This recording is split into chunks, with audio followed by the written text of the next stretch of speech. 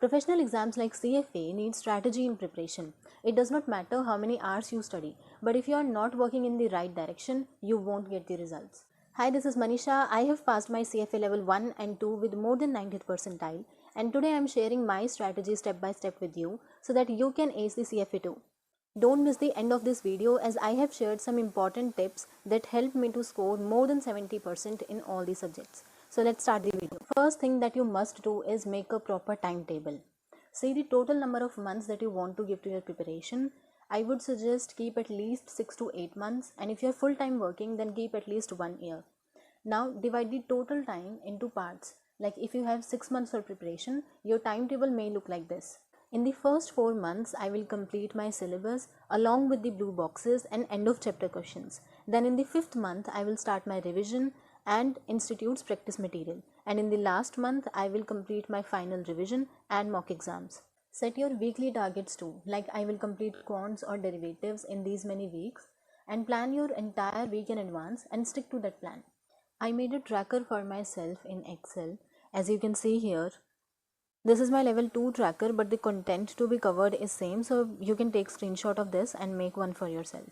This includes weightage, subject name and the number of readings in that subject. Then I made column for the things that I need to cover for each chapter, like watching lectures, then self-study, blue box examples, end of chapter questions from the book, then first revision, final revision and other things. Then finally the practice questions of CFA Institute. Last column shows the target month in which I need to complete the reading or subject. Making a tracker for yourself will keep you on track in your preparation. You will be more self-aware if you are falling behind or you need to study for more hours to complete the syllabus on time. Now let's move on to the main studying part. First is to cover the syllabus. I took coaching, you may take it if you want, that's totally up to you, but coaching helped me to save time in understanding the concept from the book. I used to watch lectures and make notes from it and then read it from the book. I started from CFA Institute's book but realized that it's too much to cover, the content was very deep, so I shifted to Schweitzer for all the subjects except for ethics. I completed ethics from the official curriculum, and yes, I actually did that. It was too much to read and cover, but I never took ethics for granted and took it very seriously. I used to give more time to watch and understand the concept from the video lectures itself, as it saves you a lot of time when you're reading it from the book. आपको book की language फिर easy लगेगी, और अगर आपके साथ भी ये होता है कि 1 आवर के लेक्चर में आप 1.5 आवर्स या 2 आवर्स लगा रहे हो उस वीडियो में just to understand the concept, then it's completely normal because it will save you a lot of time when you're reading and trying to understand it from the book. Okay, so once I'm done with the lectures and reading of one chapter, I used to solve questions of that chapter, only blue boxes and end of chapter questions as of now, along with the video lectures of the next chapter or reading, whatever you say. And for the concepts on which I haven't got much clarity or I'm not able to solve the questions, then I used to watch Mark Melrum's video. Especially for economics, his videos were really helpful for me. In the beginning, you may not understand all the concepts, but after completing the entire syllabus, it will all make sense to you because few topics are interlinked.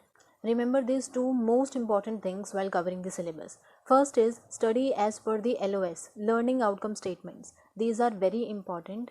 Fully understand the concept that LOS wants you to get clarity over. For example, if LOS states that define, calculate and interpret Macaulay modified and effective duration, then you must understand all these three durations, their meaning, their uses and their calculation. Second is, I would suggest you to make your own handwritten notes, as writing will help you to retain the concepts well. Also, it will make your revision part very easy, as your mind will quickly recognize your handwritten things. Now let's come to the second step, that is revision. Don't expect me to say that you need to start revision once you're done with the entire syllabus. A big no for that. This is the most common mistake that many students do. Once you are done with 2 to 3 chapters or one subject and have started another one, don't forget to revise the previous ones from your handwritten notes. What you can do is, you must keep a slot for revision. Like if you study in the morning before going to office or college, just give half an hour to your revision. You may also keep a day just for the revision. This trick will help you to keep concepts that you have learned fresh in your mind and will take you less time to revise it. But if you are planning to complete the entire syllabus and then start revision, trust me, you will forget the things and will need to start from scratch again, and it will be very frustrating and time consuming for you. One trick that I used for my revision was that along with my handwritten notes, I also used voice recording for revision. For few topics that were too complex to write down, I used to record it and explain it in a very easy language. So when I revise it, I get the concept quickly. So you can also do that if that suits you. Next is practice. Do not miss this part in preparation. While covering the syllabus, we have completed the blue boxes and end of chapter questions. Now we will start our final revision and the practice questions provided by the CFA Institute on its portal. Practice will make your concepts more clear as you are applying the concepts you have learned while solving the questions. I have not used any other practice materials apart from the one provided by CFA Institute. No Schweizer practice book, no coaching materials. For me, portal questions were more than enough for practice. But if you feel that you need more practice for a subject or a particular topic, then you may use other practice books, but definitely give preference to the CFA Institute's material. Important tip for practice is that while practicing for the first time, read the solutions of the question. Even if your answer is correct, read the solution. It works as a revision for you. Last is mock exam. Now we are very close to our exam date, so we will do our quick revision and mock test. I just gave the 2 mock exams provided by the CFA Institute in the real exam environment. I locked myself in a room and took half an hour break just as we get in the actual exam. Try to score above 70% in the mock exam. It is considered as a good score. One important tip for mock exams is don't take your mock test just 1 week before your exam, as it may demotivate you. Try to give it at least 2 to 3 weeks before your exam and write down the topics you need more clarity on. Then go back to your notes, lectures or YouTube videos to get it clear. And it's okay if you do not understand a few concepts very well, you may still pass the exam. Don't lose your confidence. Now let's come to the final tips that help me to score better. First is formula sheet. I made my own formula sheet. जब आप first time syllabus cover कर रहे हो तभी हर एक chapter के formulas को आप एक सिंगल शीट में लिख लो. It will help you a lot at the time of final revision because there are so many formulas in the curriculum and having them at one place will reduce your stress when you are very near to your exam date. हमें किसी भी फॉर्मूले का रट्टा नहीं मारना है, उसका लॉजिक समझना है, बट येस अगर वो एक जगह पर होंगे तो आपको मल्टीपल बुक से रिवाइज करने की ज़रूरत नहीं पड़ेगी. Second is calculator. Do not forget to use this most important weapon that we have for our exam. Fully utilize this weapon as it can save you a lot of time in the exam. There are YouTube videos available where you can learn how to use the financial calculator. Third is start ethics early. As ethics is a theoretical subject, many people do this mistake of leaving it for the end. Please don't do that.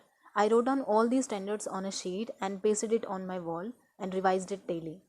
I used this in both my levels. इसकी हालत से ही पता चल रहा होगा.